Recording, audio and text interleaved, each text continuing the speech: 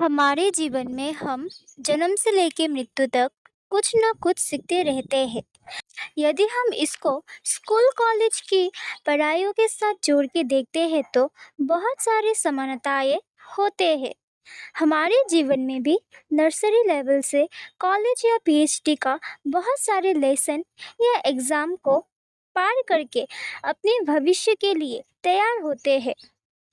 ऐसे ही शैशव काल यानी बाल्य अवस्था, युवक अवस्था, प्राप्त वयस्क अवस्था, वृद्ध अवस्था, एक एक अवस्था के एक एक लेसन होते हैं यानी पाठ्यक्रम।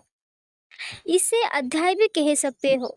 अगर आपने पढ़ाई लिखाई, बिजनेस, नौकरी में सफलता, राजनीति, संगीत, नृत्य, स्पोर्ट्स या कोई भी फील्ड में आपने कामयाबी हासिल कर लिया और ज़िंदगी के एग्ज़ाम में आपने फेल कर लिया यानी ज़िंदगी के एग्ज़ाम में असफल आ गए तो समझो सब कुछ हासिल करके भी आप फेल हो गए हो।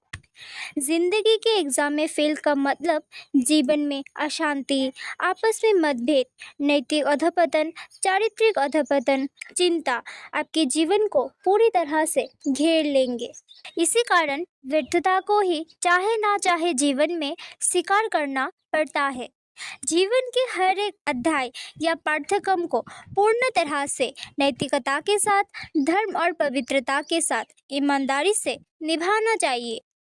उदाहरण के लिए स्कूल या कॉलेज में बहुत सारे सब्जेक्ट होते हैं जैसे Bengali, English, math, science, geography, history. ऐसे ही जन्म से लेकर मृत्यु तक एक एक रूल को निभाना पड़ता है। सोचिए, एक स्टूडेंट हर एक सब्जेक्ट में मार्क्स बहुत कम आया है तो क्या अच्छा करियर बना पाएगा? शायद नहीं। अगर यही स्टूडेंट हर एक सब्जेक्ट में 90% से ज़्यादा मार्क्स लेके आएगा तो करियर में 100% सक्सेस होगा। इसमें कोई संदेह है क्या? शायद नहीं। अब आप गहराई से सोच के देखो, जिंदगी का हर एक अध्याय आपके लिए कर्म ही तो है, एग्ज़ाम ही तो है। इसी एग्ज़ाम में कहाँ आपकी गलती हुआ है और वही गलती आपकी जीवन का दुख, चिंता, परेशानियों का वजह बन जाता है और भुगतना भी पड़ता है। इसी को भगवान श्री कृष्ण संचित कर्म कहते हैं। जो बोएगा वही पाएगा। आपने कर्म खराब किया है तो दुख, पीड़ा और परेशानी आएगा। अगर आपने कर्म अच्छा है तो सुख, शांति, आनंद को प्राप्त कर पाओगे।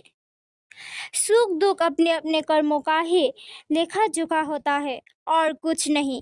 इसमें चाहे तो आप कुछ नहीं कर सकते। आपका कर्म ही आपका परिणाम है।